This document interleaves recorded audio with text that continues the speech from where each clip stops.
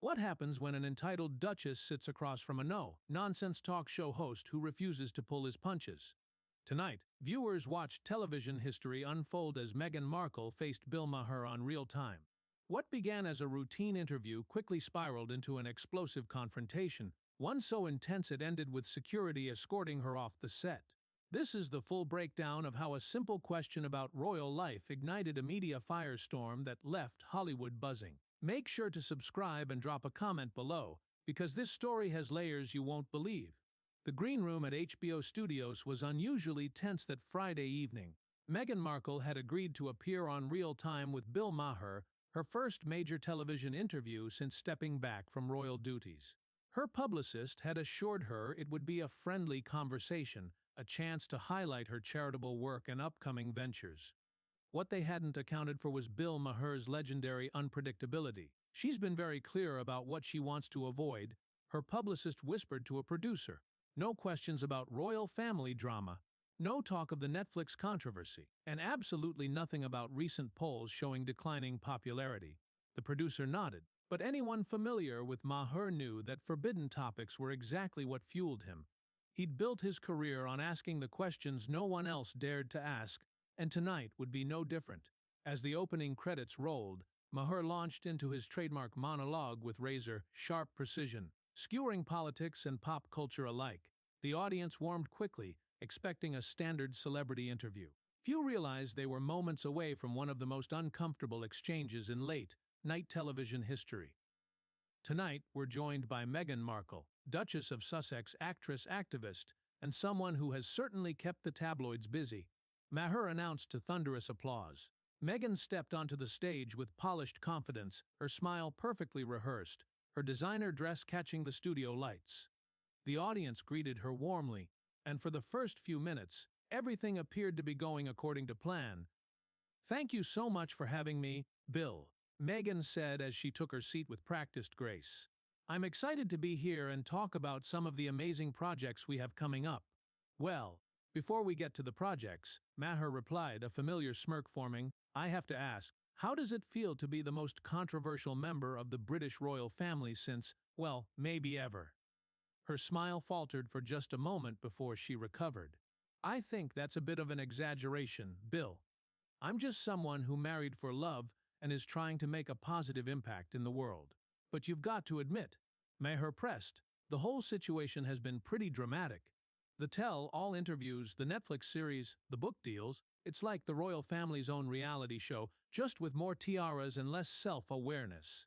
The audience chuckled. Meghan didn't. Her expression cooled noticeably. "There's been a lot of misinformation about Harry and me. We've simply been trying to tell our truth and protect our family." "Your truth?" Maher repeated, emphasizing the phrase. "That's what I don't get. Since when did truth come in multiple versions? I thought truth was just truth. When you've been subjected to a coordinated campaign of harassment and lies by the British tabloids." Meghan shot back. "You sometimes have to set the record straight yourself." Maher leaned back in his chair, clearly warming to the exchange. "But here's what I'm curious about.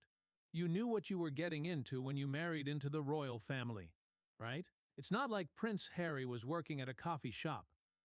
The guy comes with a long, well-documented history of media attention." "That's an oversimplification," Meghan replied, her voice sharpening. "No one can prepare for the level of scrutiny, and frankly abuse, we faced." "Abuse?" Maher raised an eyebrow. "I'm not saying the press is always fair, but isn't calling legitimate criticism abuse a bit much? You're public figures. You took millions from Netflix to tell your story. You can't have it both ways. What we experienced went far beyond criticism," she insisted. "We're talking about racist attacks, invasions of privacy, and a deliberate effort to undermine everything we tried to do." The tension in the studio thickened. Sensing he'd struck a nerve, Maher pressed harder. "Okay, then let's talk specifics. In the Oprah interview, you said you were essentially a prisoner, passport taken, unable to leave. But then we learn you took multiple trips, hosted a lavish baby shower in New York with celebrity friends. How do you reconcile that?" Meghan's composure visibly cracked. "Those are completely different situations and you're taking things out of context." "Am I?" Maher shot back. Because it seems like any time someone points out inconsistencies, the response is that they're taking things out of context, or they're racist, or part of some conspiracy. That's not fair, Bill. What's not fair? Maher countered, is making serious accusations about an entire institution and then claiming victim status when people ask for clarification. You accused someone in the royal family of making racist comments about your unborn child. That's enormous. But you won't say who. Then Harry later says it wasn't racism, just unconscious bias. Which is it? The audience fell completely silent. From the side of the stage, Meghan's publicist frantically gestured for a topic change. Meghan leaned forward, her voice rising. I think you're deliberately mischaracterizing what we said, and I find it interesting, Meghan said sharply, that you're so quick to defend an institution with a documented history of racism and exclusion. I'm not defending anyone, Maher shot back. I'm asking questions. That's what journalists do, or at least what we used to do before tough questions became controversial. You know what, Bill? Meghan replied, her carefully controlled composure finally beginning to crack. I came here expecting a respectful conversation about my work and the causes I care about. Instead, you're recycling tabloid talking points and trying to trap me with questions that have already been answered. They've been answered. Maher leaned forward. From where I'm sitting, every time someone asks something directly, you give a non-answer and then play the victim. Look, the press can be brutal, but you signed up for this life. More than that, you've built a career talking about it. I did not sign up to have my child's safety threatened. Meghan fired back. I didn't sign up to have my father manipulated by tabloids. I didn't sign up to watch my husband's mental health deteriorate under constant attacks. But you did sign up to be a public figure, Maher countered.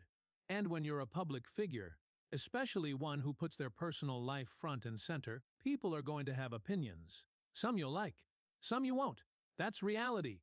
There's a difference between opinions and coordinated attacks meant to destroy someone's reputation and livelihood. Whose livelihood is being destroyed? Mav got Netflix, Spotify, book deals. You're worth millions. You live in a mansion in Montecito. Exactly how has your livelihood been destroyed? Meghan's eyes flashed. You think this is about money? You think I left my family, my career, my country for money? I think you left because you wanted control of your narrative. Maher replied coolly. And you discovered that being a working royal meant you couldn't have that control, so you created a story where you're both the victim and the hero, and, frankly, it's been very profitable. That's completely unfair and untrue. Is it? Maher pressed. Let's look at the timeline.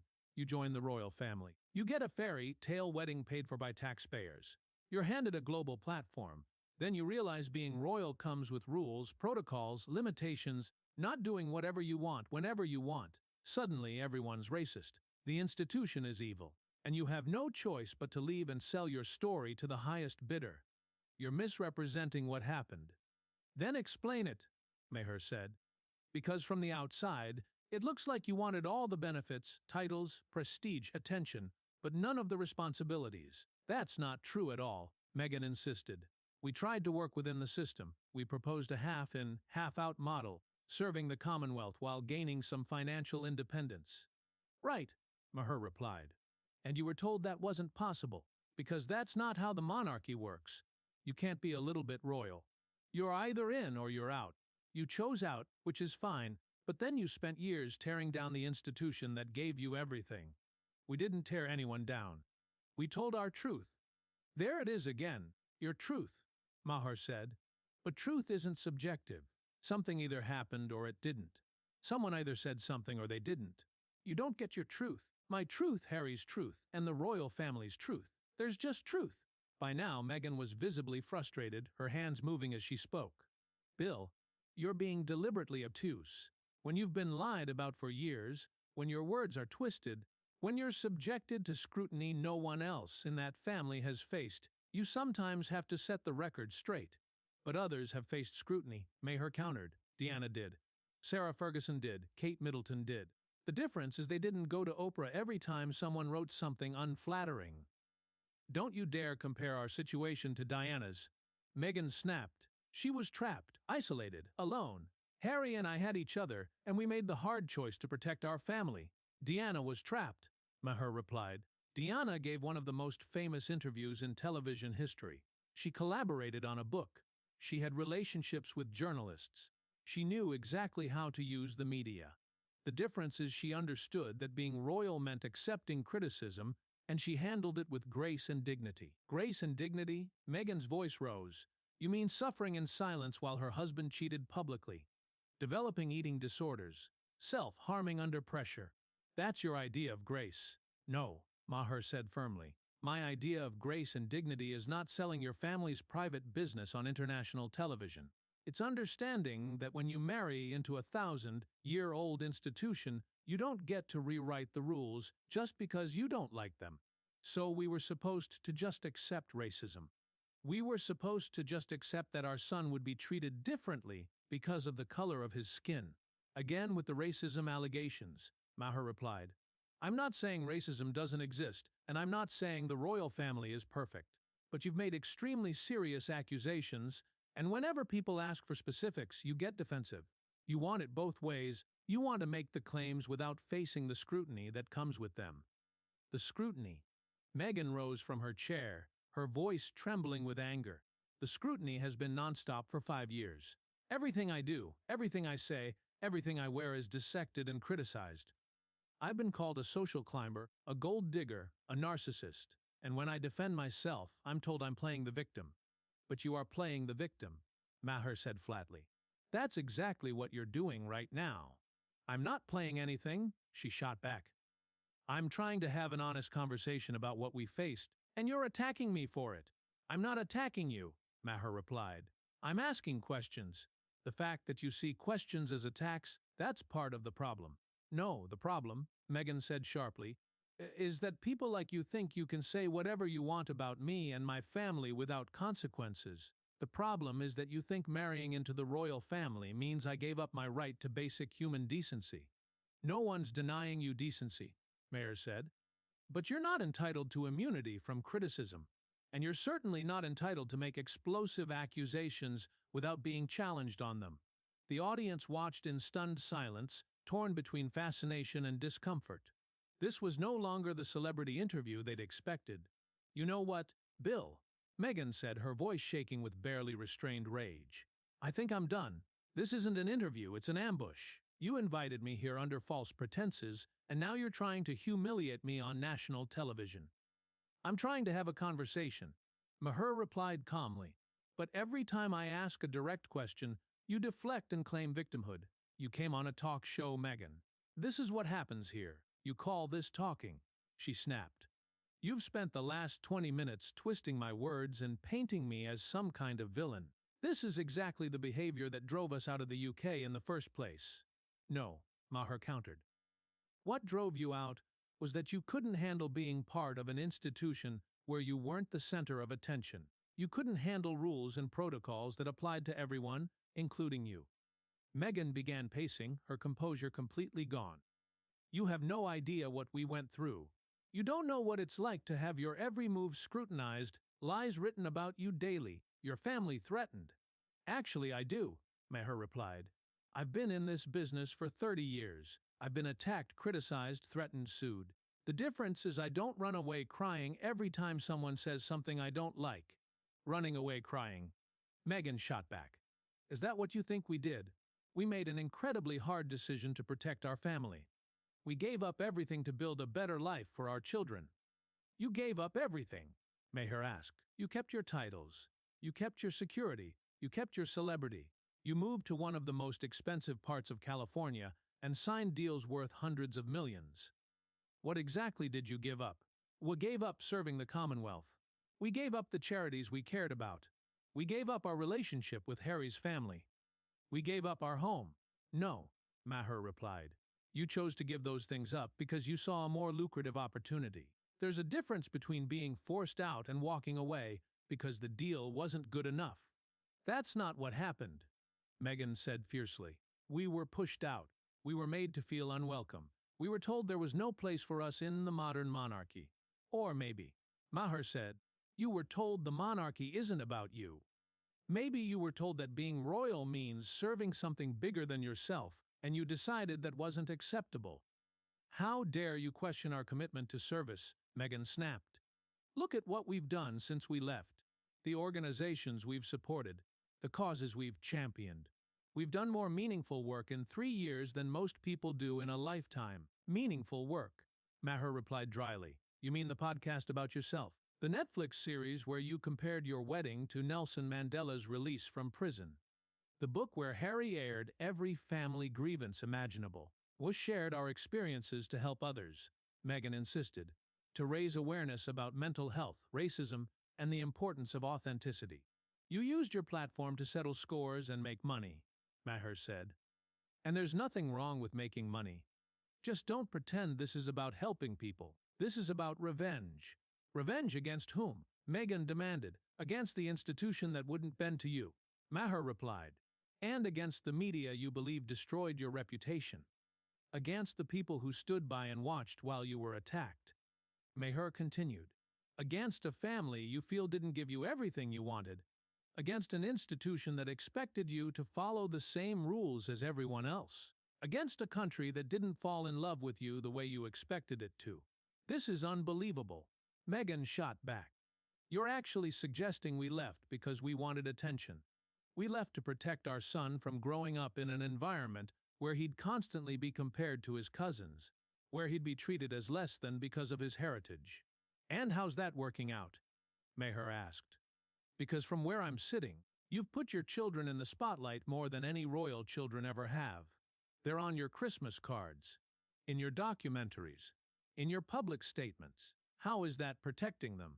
We share what we choose to share when we choose to share it, Meghan replied. We'll control our narrative now, not the tabloids. Right, Maher said dryly. And that's worked out great. Your approval ratings are in the gutter. Half the country thinks you're opportunistic, the other half thinks you're delusional. But hey, at least you're controlling the narrative. My approval ratings. Meghan scoffed. You think that's what this is about? I care about being able to look my children in the eye and tell them I stood up for what was right. What was right? Maher asked. Accusing people of racism without evidence, airing private family conversations, making money off your family's pain. What was right was refusing to be silenced, Meghan said. What was right was speaking up against injustice. What was right was putting our family first instead of protecting an institution that refused to protect us. You know what? Maher said. I think we've heard enough about your truth for one night. Because here's the truth everyone can see but you won't acknowledge. You wanted to be the star of the royal family. And when you realized that's not how it works, you decided to burn the whole thing down. That's enough. Meghan snapped, her voice shaking with fury. I don't have to sit here and listen to this. You're right, Maher replied. You don't. But walking away instead of defending your position kind of proves my point, doesn't it? I'm not walking away, she said. I'm refusing to participate in a character assassination disguised as an interview. Character assassination, Maher countered. I'm asking you to defend the things you've said and done. If you can't do that, maybe the problem isn't the questions. The problem is you've already decided I'm the villain. Meghan shot back. Nothing I say is going to change that. I haven't decided anything, Maher said. I'm asking you to explain your actions. Instead of explaining them, you're attacking me for asking. I'm pointing out that this interview is a sham, Meghan replied. You brought me here to embarrass me, and I'm not going to give you the satisfaction. I brought you here to have a conversation, Maher said evenly. But conversations require two people willing to engage. You only seem willing when everyone agrees with you. That's not true. Then sit down and answer the questions. I'm done answering your questions, Meghan said. I'm done with this interview. She turned and walked toward the edge of the stage, her heels clicking sharply against the floor.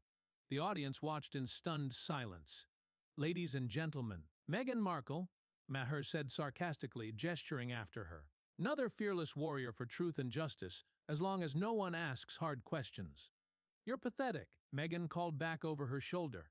And you're exactly what I thought, Maher replied. Thanks for proving my point. The cameras kept rolling as she disappeared into the wings, leaving Maher alone at his desk, facing a shell-shocked audience. He turned to the camera with a faint smile. Well, that was illuminating. I guess when your entire brand is built on victimhood, it's hard to deal with someone who won't play along. The show cut to commercial as the audience sat in silence, processing what they'd just seen. Backstage, Meghan was already demanding security escort her out, while her publicists scrambled to contain the fallout. It was a television moment destined to be dissected for years, a stark example of what happens when someone accustomed to controlling the narrative collides with someone who refuses to be controlled. So there you have it, one of the most explosive interviews in recent memory. What do you think? Was Bill Maher too harsh, or did Meghan Markle prove his point by walking off the set? Share your thoughts below, and don't forget to subscribe for more stories like this.